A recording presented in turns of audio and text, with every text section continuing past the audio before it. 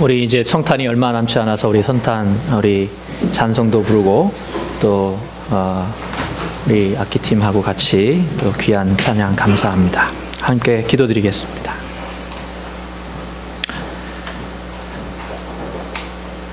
주님, 이 땅에 우리를 위해서 구원하러 오시고 또 십자가에서 죽으셔서 자신을 대속물로 내어주심으로 우리에게 생명과 구원을 허락하신 주님의 은혜를 생각하며 감사드립니다.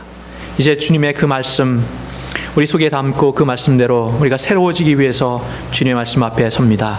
우리의 마음의 문을 열어주시고 하나님의 음성으로 우리에게 들려주옵소서. 그 말씀 앞에 우리가 다시 한번 결단하게 하시고 주님의 참 제자 되게 하여 주옵소서. 예수님의 이름으로 기도드립니다. 아멘.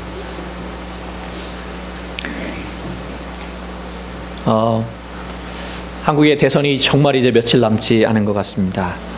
그런데 대선이 이제 가까워 임박해 올수록 여러 흑색 선전과 비방이 난무하는 것 같아서 안타까운 마음이 있습니다.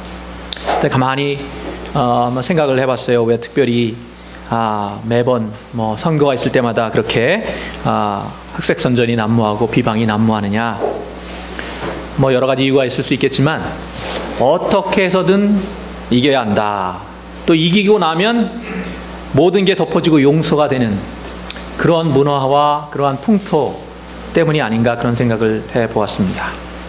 사실 어쩌면 누가 이기느냐 누가 지느냐보다 더 중요한 것은 얼마나 정정당당하게 우리가 끝까지 최선을 다하느냐.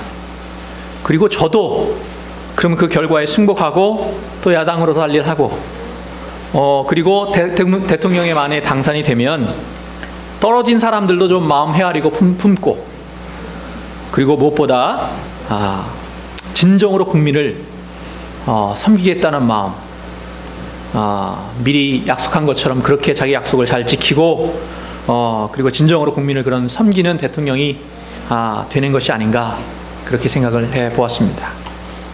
근데 그게 매번 느끼는 것은 그렇게 쉬운 것은 아닌 것 같습니다. 대통령 후보 자신도 문제지만 보면 주변 사람들 그 주변에서 한자리 하려고 둘러선 그 인해장막들이 더 문제가 아닌가 그런 생각을 해봅니다. 오늘 본문에도 보면 어떤 한 형제가 나오는데 이 형제들이 어머니까지 동원해서 주님에게 이렇게 부탁을 합니다. 주의 나라에서 각각 한 명은 주의 우편에 다른 한 명은 주의 좌편에 앉게 해주십시오. 오늘 본문에 보면 직접 이들의 이름이 언급되지는 않지만 세베대의 아들들의 어머니 이렇게 되어 있는데 세베대는 야고보와 요한의 아버지의 이름입니다. 그러니까 둘러서 야고보와 요한이 직접 언급되어 있지 않아도 이 두 아들은 야고보와 요한을 가리킵니다. 그런데 여러분 야고보와 요한이 누구냐면 이 형제는 예수님의 제자들 가운데 있어서 특별한 사람들이에요. 굳이 만약에 서열을 따진다면 베드로 그 다음으로 2위, 3위 하는 사람들이 야고보와 요한입니다. 그래서 주님께서 어디를 가시든지 이 세 사람을 꼭 데리고 가셨어요. 그래서 가장 대표적으로 보면 변화산으로 올라가셨을 때 다른 사람들은 데리고 가지 않으셨는데 베드로와 야고보와 요한 요 세 명을 딱 데리고 가셨습니다. 그리고 마지막 이제 겟세마네 동산에서 십자가를 지시기 전에 기도를 하시는 그 길에도 성경에 보니까 베드로와 야고보와 요한을 데리고 가셨습니다. 예수님의 최측근 3인방입니다. 그런데 오늘 이들이 어머니까지 대동하고 나서서 주님께 무언가를 구합니다. 20절입니다. 그때 세베대의 아들의 어머니가 그 아들들을 데리고 예수께 와서 절하며 무엇을 구하니? 절하며 영어 성에는 kneeling down이라고 되어 있는데 그러니까 무릎 꿇고 구했다는 거죠. 그만큼 간절히 구했다는 얘기가 되겠습니다. 그러자 주님께서 물으셨습니다. 무엇을 원하느냐? 이제 어머니가 대답합니다. 나의 두 아들을 주의 나라에서 하나는 주의 우편에 하나는 주의 좌편에 앉게 명하소서. 왜 이런 부탁을 요청을 하느냐? 오늘 본문 그 사실은 앞에 17절부터 19절까지도 봐야 되는데 거기 보면 뭐가 나왔냐면 예수님께서 이제 십자가를 지시기 위해서 예루살렘으로 향하는 길이에요. 이제 올라가실 그때에 12 제자들을 따로 부르셨습니다. 따로 불러서 그들에게 굉장히 중요한 말씀을 하시는데, 그 말씀의 내용이 뭐냐면, 내가 이번에 예루살렘으로 올라가면 대제사장들과 서기관들이 날 잡으려고 할 것이다. 그리고 나를 잡아서 이방인들의 손에 넘겨줄 텐데, 그러면 나는 십자가에 못 박히게 될 것이다. 그러나 제3일에 다시 살아날 거다. 이렇게 제자들에게 얘기를 해주셨습니다. 그리고 나서 이렇게 20절에 그때로 연결되는 겁니다. 그러니까 주님께서 이제 마지막으로 예루살렘에 올라가서 십자가에 못 박히고 그리고 부활하실 것을 이르신 그때에 이런 얘기입니다. 그러니까 제자들, 특별히 야고보와 요한이 이 주님의 말씀을 어떻게 해석했느냐? 드디어 때가 왔다.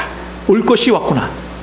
이제 예수님께서 최후의 결전을 지금 벌이실 작정이시구나. 이렇게 판단을 한 것입니다. 요한복음 11장에 보면 예수님의 제자 중에 도마라는 사람이 있는데, 이 도마가 뭐라고 얘기를 하냐면, 우리도 죽으러 가자. 예수님의 제자들, 여러분 다 유대인들이었습니다. 이 사람들이 예수님을 어떻게 기대하고 이해했느냐? 처음에는 다윗의 때처럼, 다른 유대인들이 기대했던 것처럼 다윗의 때처럼 이스라엘이 지금 로마의 지배를 받고 있는데, 이것을 정치적으로 독립시켜서 강대한 이스라엘을 세울 정치적인 메시아로 그렇게 제자들도 이해하고 있었습니다. 대부분이 그렇게 이해하고 있었습니다. 그래서 주님께서 지금 비장하게 말씀을 하시니까 이제 때가 왔다, 그렇게 판단을 하고, 약삭빠른 야고보와 요한이 어머니까지 끌어들여서 이제 주님께 부탁을 한 것입니다. 그리고 주님을 위해서 기꺼이 목숨까지라도 걸겠습니다. 그러니 이제 주님께서 이스라엘을 회복하시고 왕이 되시면 우리를 높이 써주십시오. 이제 청탁을 한 거죠. 그런데 이 두 제자만 그랬느냐? 24절에 보면 이 말을 들은 나머지 제자들이, 10 제자들이 분이 여겼다, 이렇게 기록되어 있습니다. 그러니까 무슨 얘기냐면, 선수는 야고보와 요한이 쳤지만 나머지 제자들도 똑같이 자신들도 더 높은 자리, 더 중요한 자리를 차지하고 싶은 마음을 가지고 있었고, 그것을 먼저 선수친 야고보와 요한을 보고서 분이 여겼다, 이렇게 기록하고 있는 것입니다. 여러분, 오늘 말씀을 보면서 어떤 느낌이 드십니까? 한심한 제자들이라고 생각이 됩니다. 지금 주님께서는 죽으러 지금 가신다고 얘기를 하시는 거죠. 내가 죽으러 간다. 정말 애절한 마음으로 그런 말씀을 하시는데, 지금 뭘 하고 있어요? 자리 다툼하고 있는 것입니다.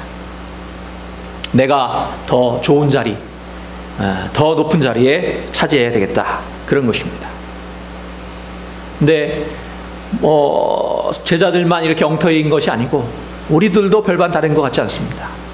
여러분, 교회에서 여러분 과연 이 자리에 나오시면서 무슨 생각으로 앉아 계십니까? 저부터 반성해야 될 것 같은데, 많은 분들이 목사하겠다고 그렇게 난리예요. 모르겠어요. 요즘 보니까 참 힘든 이 길을 왜 이렇게 하려고 그러는지 모르겠는데 너무나 많아요. 이유는 모르겠습니다. 그리고 교회 내에서 저희 교회는 안 그런 것 같은데, 저희 교회는 막 안 하려고 서로 그러는 분위기인데, 많은 교회들은 장로하려고, 안수 집사하려고 왜 이렇게들 난린지, 싸우고 비방하고 금품 뿌리고, 옛날 얘기가 아니라 요즘도 한국에는 많이 그러는 것 같아요. 특별히 이민교회도 여러분 문제가 있는 거 보면 대부분, 저는 진리 때문에 목숨 걸고 싸우는 교회 별로 본 적이 없어요. 대부분 사소한 문제 서로 좀 안 알아준다고, 그것 때문에 싸우고 갈라서고 문제가 생기고 그런 것을 보게 됩니다. 정말 안타까운 마음 금할 길 없고, 그런 걸 보면서 참 저도 속이 막 뒤집혀요. 제가 스스로는 어떻게 할 수 없고, 제가 섬기던 몬트리에 있는 교회도 계속 문제를 일으키고, 정말 아무것도 아닌 거 가지고 계속 문제가 생긴 걸 볼 때마다 진짜 속에서 막 끓어오르고, 이걸 어떻게 해야 되나. 근데 오늘 본문을 보니까 주님이 지금 딱 그런 처지를 지금 당하시고 계세요. 정말 마지막 죽음에 대해서 제자들에게 얘기하고 계신데, 철없는 제자들은 서로 내가 잘났다, 네가 잘났다, 내가 더 높은 자리에 올라야 된다, 이거 갖고 지금 싸우고 있는 것입니다.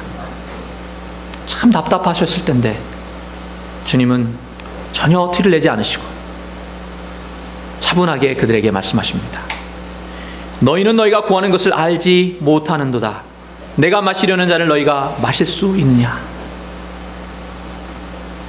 무슨 얘기냐 하면, 나는 지금 죽으러 가는 거야. 너희들이 생각하는 것처럼 이 뒤집어 엎고 이스라엘을 다시 강대한 나라로 세우려고 하는 것이 아니라, 나는 이제 십자가를 지고 죽으러 가는 길이야. 그런데 너희들이 과연 내 좌편 우편 십자가에 함께 달릴 수 있겠냐? 그렇게 묻는 거죠. 속도 모르는 당체 말귀를 못 알아듣는 야고보와 요한이 할 수 있습니다. 할 수 있습니다. 그렇게 답합니다. 그 어이없는 대답에도 주님께서는 책망 말씀 하나 않으시고, 너희가 과연 내 잔을 마실 것이다. 그러나 내 우편과 내 좌편에 앉는 것은 내가 정하는 것이 아니라 하나님께서 이미 정하신 대로 될 것이다. 그렇게 말씀해 주셨습니다. 아마도 후에 12제자들 모두, 가룟 유다는 먼저 목매어서 자살했지만 다른 12제자 모두 순교한 것으로 그렇게 기독교 교회사에 나와 있습니다. 아마 그것을 일러서 말씀하신 것이 아닌가, 그렇게 추측이 됩니다. 근데 문제는 그 말을 들은 나머지 10제자들이 펄펄 뛰는 겁니다. 야고보와 요한, 그렇게 잘 주님께서 타일러 주셨는데, 그거를 듣고 지금 주님과 옥신각신하면서 얘기를 나누는 걸 듣고 나머지 10제자들도 똑같이 분을 내면서 화내고 있는 것입니다. 그러니까 주님께서 이대로는 안 되겠다 이렇게 판단을 하셨는지, 성경에 보니까 제자들을 불러 모으셨다 이렇게 얘기되어 있어요. 그래서 불러 모으시고 이제 제자들에게 하나님 나라에 대해서, 하나님 나라가 세상과 어떻게 다른지에 대해서 말씀해 주고 계십니다. 세상에서는 서로 높아지려고, 그리고 남들 위에 서려고 그렇게 몸부림치지만, 너희는, 내 제자들 사이에서는 그게 아니라 섬기는 자가 리더다. 자신을 스스로 낮추어 남을 섬기는 자가 지도자다. 이렇게 말씀하셨어요. 오늘 본문에 보면 너희 중에 26절, 27절, 너희 중에 누구든지 크고자 하는 자는 너희를 섬기는 자가 되고, 너희 중에 누구든지 으뜸이 되고자 하는 자는 너희의 종이 되어야 하리라. 조금 오해의 소지가 있는데 영어의 성경에 보면 좀 더 분명하게 드러납니다. Whoever wants to become great among you must be your servant, and whoever wants to be first must be your slave. 그러니까 쉽게 얘기하면, 너희들 가운데에서 크고자 하는 자는 먼저 너희의 섬기는 자가 되어야 하고, 그리고 너희 중에서 으뜸이 되고자 하는 자는 먼저 너희의 종이 되어야 한다. 이런 얘기입니다. 우리가 이제 착각하는 게 있는데요. 이게 뭐냐면, 내가 잘나서 뭐든지 내가 막 해내고 온갖 것 내가 뛰어다니면서 이리저리 뛰어다니면서 다 내가 하고 다니면 사람들이 나를 인정해주고 나를 리더로 삼고 나를 따를 줄로 그렇게 착각을 합니다. 착각이에요. 제가 많이 경험하는 것은, 잘났을 수 있죠 실제로. 그런데 그렇게 나 혼자 설치고 다니면 뭐라고 생각하느냐, 그래 한번 열심히 해봐라. 그럴지는 모르지만은 진심에서 우러나오는 그런 따름은 없어요. 제가 그런 경험을 많이 합니다. 요즘에 많이 느껴요. 제가 좀 설레발이 많아서 학교에서도 이 일 많이 이렇게 벌리고 돌아다니는데, 그러면 정말 수고한다, 그리고 도와주고 따라오고 그러지 않더라고요. 오히려 정말 진정한 리더는 자기가 하는 사람이 아니에요. 자기는 뒤로 숨어서 다른 사람이 더 잘할 수 있도록 도와주고 세워주고, 말없이 조용히 뒤에서 뒷받침해주고, 그래서 혹시 그것으로 인해서 뭔가 결실이 있을 때는 그 사람에게 그 모든 공을 넘기고, 그래서 그 사람을 세워주는 사람, 그런 사람이요 보니까 시간이 흐르면 그 진심을 알게 되고 자기도 모르게 그런 사람을 따라가게 돼 있어요. 여러분, 우리가 왜 주님을 따릅니까? 우리가 주님을 따르는 제자라고 하는데 왜 우리가 주님을 따라요? 뭐 여러 가지 이야기가 있을 수 있지만 주님께서 우리에게 승리를 주시고 우리를 위해서 문제들을 다 해결해 주시기 때문에 주님을 따른다. 그럴 수도 있지만 더 중요한 이유는 주님이 우리를 위해서 죽어주셨기 때문입니다. 주님이 우리를 위해서 죽으셨고 그것에서 멈추지 않고 너희들은 다 뒤로 물러서 있어, 내가 할게, 그러지 않으시고요. 주님은 우리에게 중요한 일들을 맡기셨어요. 주님께서 이제 마지막 십자가를 지시고 죽으시는 그 상황에서 뭐라 그러시냐면 너희들이 나보다 더 큰 일을 하리라. 그리고 그 일을 우리에게 맡겨주셨습니다. 우리를 믿어주셨어요. 그리고 끝까지 인내하며 우리가 주님을 따를 수 있도록, 주님의 일을 감당할 수 있도록 그렇게 우리에게 허락하시기 때문에, 그렇기 때문에 우리는 주님의 제자로서 주님을 따라가게 되는 것입니다. 인자가 온 것은 섬김을 받으려 함이 아니라 도리어 섬기려 하고 자기 목숨을 많은 사람의 대속물로 주려 함이니라. 이처럼 스스로의 삶의 목적을 섬김에 분명히 두고 사신 분이 주님이신데, 성경에 보니까 그래서 하나님께서 주님을 모든 것 위에 가장 뛰어난 이름 만유의 주로 세우셨다. 성경이 이렇게 얘기하고 있습니다. 오늘 저희 교회에서 장로 투표가 있습니다. 제가 부임하고 처음이고 제가 그 아리조나 유마에 있을 때 한 분 장로님 우리 모셨고 우리가 세웠고, 아마 유마 장로교회에서는 우리 사랑의 장로교회에서는 처음으로 장로 투표가 있는데, 저는 이것을 축복이라고 생각합니다. 이유는 정말 주님이 원하시는 교회, 주님의 뜻대로 세워져가는 교회가 되는 좋은 기회라고 생각합니다.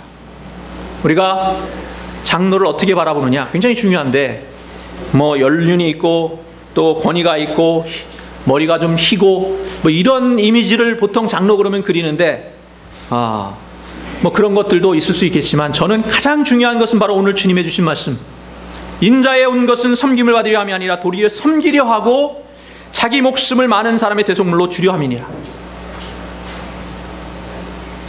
저는 이렇게 생각합니다. 우리가 장로로 세워지는 것은, 장로가 되는 것은 섬김을 받으려 함이 아니요 도리어 섬기려 하고 자기 목숨까지도 다른 사람을 위해서 주려는 것이다. 믿으십니까? 장로 오늘 뭐 피택 받을 분도 아멘 안 하셨어요? 참고하시기 바랍니다. 우리 모두 섬기기 위해서 여러분 직분이 있는 거예요. 무슨 직분을 받으시든지 여러분 하나님께 더 열심히 충성하기 위해서 주님께서 여러분에게 주시는 귀한 직분입니다. 그렇게 받으시기 바랍니다. 닉슨 대통령의 오른팔로 무소불위의 권력을 휘두르다가 워터게이트 사건으로 한순간 감옥에 가서 죄인의 몸이 된, 그리고 그곳에서 그러나 회심을 하고 평생 교도소 선교에 헌신한 찰스 콜슨이라는 사람이 쓴 책 중에 유명한 본 어게인이라는 책이 있습니다. 그 책에 보면 미국 의회 역사상 가장 감동적인 순간으로 테레사 수녀가 미국 의회에서 연설을 한 때를 그렇게 꼽고 있는데, 미국 사람들이 보통 이제 연설을 하면 박수에 후합니다. 그래서 박수를 잘 쳐주는데 테레사 수녀가 연설을 마쳤는데도 아무도 박수를 치지 않은 거예요. 오히려 오랜 시간 동안 고요한 정적만 흘렀습니다. 그 이유는 뭐냐? 테레사 수녀가 던진 마지막 한마디의 말 때문이었다고 합니다. 그 말은 무엇이었냐면, 섬길 줄 아는 사람만이 다스릴 자격이 있습니다. 섬길 줄 아는 사람만이 다스릴 자격이 있습니다. 실화 하나 전하고 말씀을 마치도록 하겠습니다. 가가와 도요히코라는 사람의 이야기입니다. 이분은 일본이 낳은 세계적 성자로 알려져 있는데, 메이지 학원과 고베 신학교를 졸업하고 미국 프린스턴 대학에서 신학과 생물학을 전공했습니다. 그런데 안타깝게도 젊은 나이에 폐결핵에 걸렸어요. 이게 벌써 뭐 한 50년, 60년도 전 넘은 이야기니까 그때 폐결핵은 한번 걸리면 거의 죽는 겁니다. 그래서 이 친척들과 또 교육자들이, 친구 교육자들이 찾아와서 이제 임종 예배도 드리고, 그리고 이제 혼자 남게 된 이 가가와가 잠이 오지 않아서 뒤척이던 중에 이왕 죽을 바에는 남자답게 목숨을 끊자, 이런 생각을 이제 하고 있는데, 그때 순간 무슨 생각이 드냐면, 아니야, 주님이라면 가만히 앉아서 죽기를 기다리지도 않으실 거고 스스로 목숨을 끊지도 않으실 거야. 섬김을 받으러 온 것이 아니라 섬기러 왔다고 하신 분이니까 틀림없이 그분은 섬길 자를 찾아 나서섰을 거야. 이런 생각이 스치고 지나갔습니다. 그래서 그것을 실천에 옮겨야 될 결심하고, 바로 다음 날 가재 도구를 다 정리한 다음에 몇 가지 살림 도구만 들고 빈민굴로 찾아갔습니다. 그리고 그곳에서 창녀들을 전도하며 살게 되었습니다. 소문을 듣고 이제 그의 친한 친구가 그를 찾아가 보니까 너무 형편없는 몰골입니다. 뭐 먹지도 제대로 못하고 결핵에 병에 걸려서 정말 살아있는 게 기적일 것 같은 모습입니다. 그런데 그와 만나고 있는 사이에 어떤 주정뱅이가 문을 막 두드리고 찾아와서는 다짜고짜 돈 내놔, 그러는 거예요. 근데 그 친구가 순순히 돈을 내줍니다. 다음 날 그 친구를 다시 방문하게 된 이 친구는 오는 길에 보니까 어제 바로 그 주정뱅이가 술을 먹고 술에 취해서 도박을 하고 있는 것을 보게 됩니다. 그래서 이제 가가와를 만난 그 친구가 묻습니다. 여보게, 자네가 준 돈으로 그 주정뱅이는 술을 먹고 도박을 하고 온갖 못된 짓을 하고 다니는데 그것을 알면서도 돈을 주는가? 물론 알고 있네. 이것이 처음인가? 아니, 몇십 번 주었지. 그렇다면 그런 짓을 하는 건 돕는 게 아니라 악을 조장하는 게 아닌가? 그러자 가가와 도요히코가 답합니다. 조금만 더 참아보세요. 다음날 이제 저녁 예배 시간이 되어서 예배를 드릴 때 보니까 뭐 깡패, 창녀, 도박꾼, 뭐 거지들, 온갖 이 저질의 사람들을 한데 모아놓고 예배라고 드리는데 자기 혼자만 목이 터져라 찬송을 부르고 있는 겁니다. 다른 사람들은 예배에 아랑곳하지 않고 뭐 술에 취해서 오물을 토하고, 창녀들은 앉아서 서로 희죽희죽 이야기하고 있습니다. 또 예배를 드리다가도 이 창녀들은 주정뱅이가 와서 찾으면 따라 나갑니다. 그 상황을 지켜본 그 친구가 질문합니다. 이런 것이 예배고 성경가? 이런 상황 속에서 전도가 된다고 생각하나? 자네 행동은 오히려 악을 조장하고 있는 것 같네. 가가와가 대답합니다. 그럴지도 모르지. 그렇지만 저들이 나를 10번 속여먹고 혹시 내가 저들의 칼에 맞아 죽는다고 해도 그 뒷일은 아무도 모르는 게 아닌가. 예수님은 악에 의해 심장에 상처가 나고 찔려 죽으셨는데도 그 후에 사람들 가슴 속에 작은 사랑의 씨앗을 피우시지 않으셨나. 그 친구는 수긍할 수 없어서 고개를 저으며 그를 떠나갔습니다. 그러나 가가와는 가난한 사람들과 함께 인간으로서의 최저 생활을 하면서도 한 번도 주님을 원망하지 않았습니다. 오히려 그 가난과 고통을 통해서 예수님의 고난에 동참할 수 있다는 사실에 감사를 드렸습니다. 그렇지만 결국 그는 가난과 굶주림, 악화된 폐결핵으로 짧은 생을 마감하게 되었습니다. 그리고 그렇게 끝인 줄 알았습니다. 그런데 그 뒤에 놀라운 일이 벌어졌습니다. 가가와 도요히코가 죽은 후 그가 지나갔던 자리에 작은 믿음의 싹들이 돋아나기 시작했던 것입니다. 그를 기억하는 사람들 사이에서 그를 따르고자 하는 사람들이 생겨나더니 많은 사람들이 그가 믿던 예수님을 믿기로 결심하게 된 것입니다. 인자가 온 것은 섬김을 받으려 함이 아니라 도리어 섬기려 하고 자기 목숨을 많은 사람의 대속물로 주려 함이니라. 주님은 이 말씀대로 사셨고 이 말씀대로 십자가에 달리셨습니다. 또 이 주님의 말씀이 가가와 도요히코를 통해서 성육신 되었습니다. 우리도 주님처럼 또 가가와 도요히코처럼 섬김의 삶, 그래서 자연스럽게 사람들이 우리 속에서 우리가 따르는 그 주님을 보고 그들 또한 우리를 따르는 그런 리더의 삶을 다 같이 살 수 있기를 주님의 이름으로 축원합니다. 기도드리겠습니다.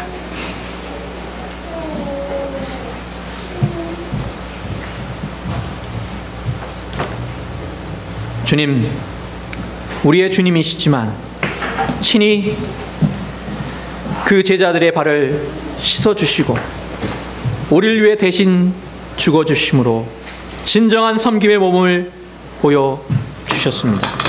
그리고 그렇게 우리의 구세주가 되어주신 주님을 우리가 사랑합니다. 그리고 주님을 본받아서 우리도 그렇게 섬기는 자로 서기를 소원합니다. 나를 내세우고 나를 자랑하며 조금이라도 무시당했다고 여기면 참지 못하는 그런 성령 체험 이전의 제자가 아니라 성령을 체험하고 주님이 가신 길, 섬김의 길, 나를 버리고 가셨던 십자가의 길을 걸어갔던 제자들처럼 우리도 그런 참 제자의 길 걷게 하여 주옵소서. 예수님의 이름으로 기도드립니다. 아멘.